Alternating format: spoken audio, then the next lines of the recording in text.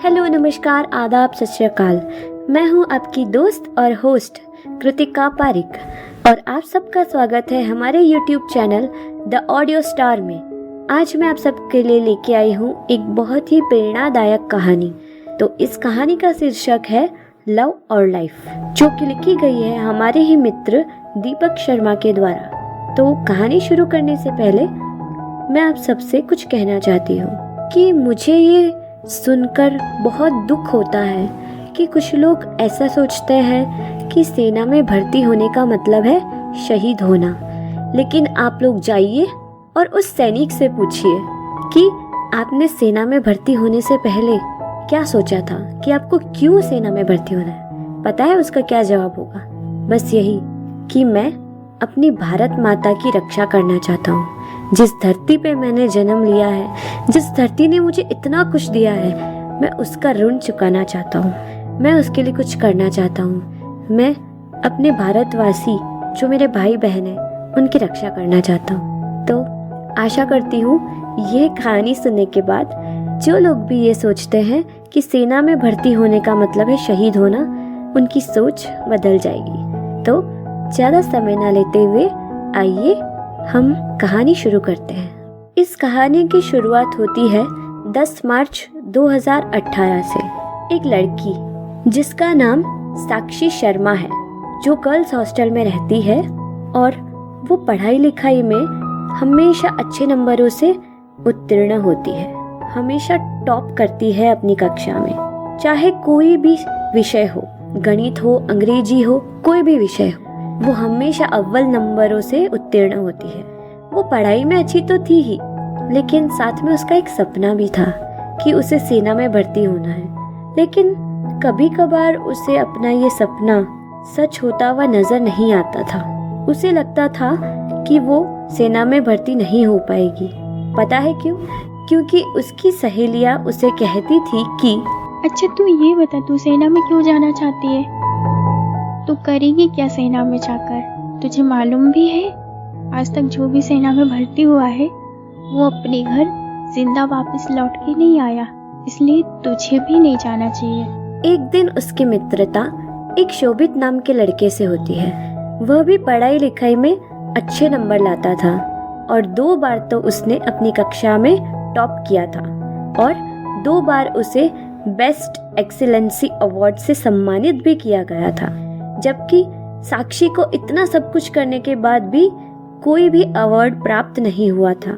साक्षी और शोभित बहुत दिन तक एक दूसरे से मिलते रहे और धीरे धीरे उनकी मित्रता एक संबंध में परिवर्तित हो गई, जिसे हम प्यार कहते हैं। इसका मतलब है दोनों को एक दूसरे से प्यार हो गया। अब वो एक दूसरे की सारी बातें एक दूसरे से साझा करते थे। एक दिन शोभित ने साक्षी से बातों ही बातों में कह दिया कि साक्षी, तुम पढ़ लिख कर क्या करना चाहती हो? पढ़ लिख कर कुछ करना चाहते हो या फिर आप भी हर लड़की की तरह घर पे बैठना चाहते हो? साक्षी ने उत्तर दिया, मैं करना तो बहुत कुछ चाहती हूँ, लेकिन मेरी सहेलियाँ मेरा हौसला तोड़ देती हैं। मैं सेना में भर्ती होना चाहती हूँ। फिर शोभित ने कहा, ओ वाओ, आपका भी ये सपना है कि आप सेना में भर्ती हो जाओ? मेरा भी यही सपना है कि मैं पढ़ लिख कर सेना में भर्ती हो जाऊं और अपनी भारत माता की रक्षा करूं। साक्षी को ये सुनकर लगा कि अब तो उसका सपना सच हो ही जाएगा। अब वह दोनों पहले से भी ज्यादा एक दूसरे से मिलते और पहले से भी ज्यादा बातें साझा करते। एक दिन शोभित के माता पिता ने शोभित से कहा, बेटा तुम पढ़ लिख कर क्या बनना चाहते हो? शोभित ने उत्तर दिया, मेरा सपना है कि मैं पढ़ लिख कर सेना में भर्ती हो जाऊं और अपनी भारत माता की रक्षा करूं। जब शोभित के माता पिता ने ये सुना तो उन्होंने कहा कि अरे बेटा, तुम क्यों सेना के चक्कर में पड़ते हो? तुम हमारे इकलौते बेटे हो और मैं ये कभी नहीं चाहती कि मेरा इकलौता बेटा भी शहीद हो जाए। तुम मेरी बात मानो, यूपीएससी की तैयारी करो और एक IAS ऑफिसर बनके इस देश के साथ साथ हमारा भी नाम रोशन करो। शोभित ने अपने माता पिता को समझाने की बहुत कोशिश की और उसकी कोशिश रंग लाई। उसके माता पिता मान गए। तो फिर शोभित ने सेना की तैयारी शुरू करी और अपना एनडीए का पेपर क्लियर किया और उसे सेना में मेजर के रूप में भर्ती मिली। अब शोभित को साक्षी को सपोर्ट करना था। साक्षी ने भी एनडीए का पेपर क्लियर किया, लेकिन तब तक साक्षी के जीवन में कुछ ऐसी घटनाएं घट चुकी थी कि वो मानसिक रूप से पूरी तरह से टूट चुकी थी।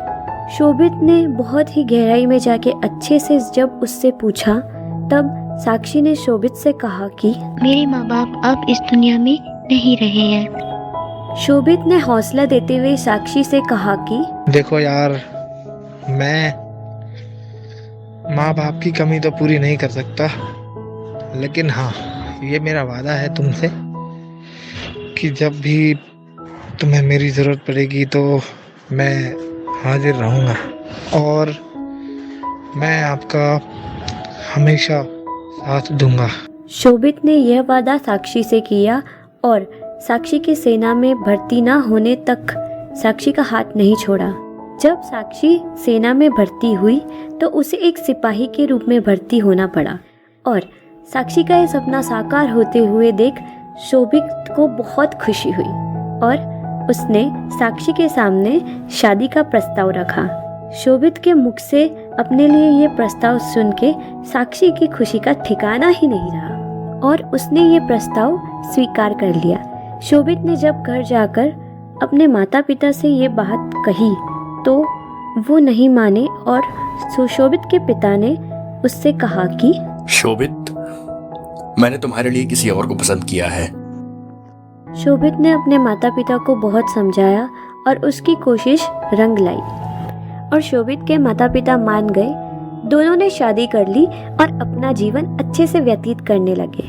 फिर एक दिन शोभित की भर्ती और पोस्टिंग राजस्थान के रामगढ़ जिले में हुई। फिर कुछ ही दिनों बाद उसकी पोस्टिंग जम्मू कश्मीर की बर्फीली पहाड़ियों में हुई, जहां उसे बहुत ही महत्वपूर्ण ऑपरेशंस लीड करने पड़े और शोभित ने वह ऑपरेशन बहुत अच्छे से लीड किए और उसके लिए उसे सेना मेडल और प्रशंसा पत्र भी प्राप्त हुआ।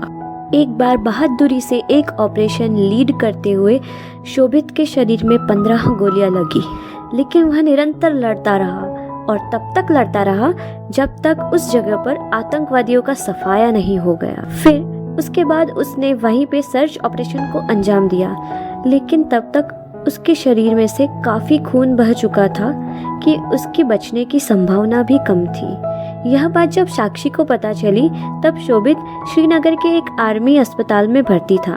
साक्षी शोभित के पास आई और उसने कहा, शायद मैंने ठीक सुना था, लोग सेना में शहीद होने के लिए ही भर्ती होते हैं। जब शोभित के कानों में ये बात पड़ी जो साक्षी ने उसे कही तो उसके अंदर जिंदा रहने की एक इच्छा जागृत हुई।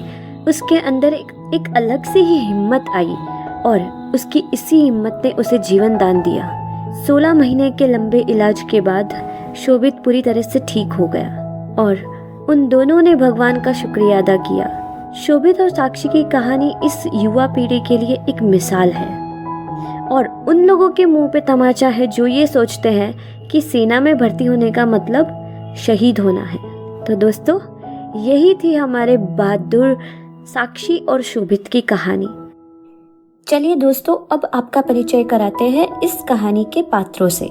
दीपक शर्मा है शोभित, श्यामजी मिश्रा है शोभित के पिता, कोमल कश्यप है शोभित की माता और प्रभा राणा है साक्षी। आशा करती हूँ आप सबको ये कहानी बहुत ही पसंद आई होगी। और हाँ, अगर आप सबको ये कहानी पसंद आई है तो प्लीज़ चैनल को सब्सक्राइब कीजिए और वीडियो को लाइक, शेयर और कमेंट करके बताइए कि ये कहानी आपको कैसी लगी। धन्यवाद।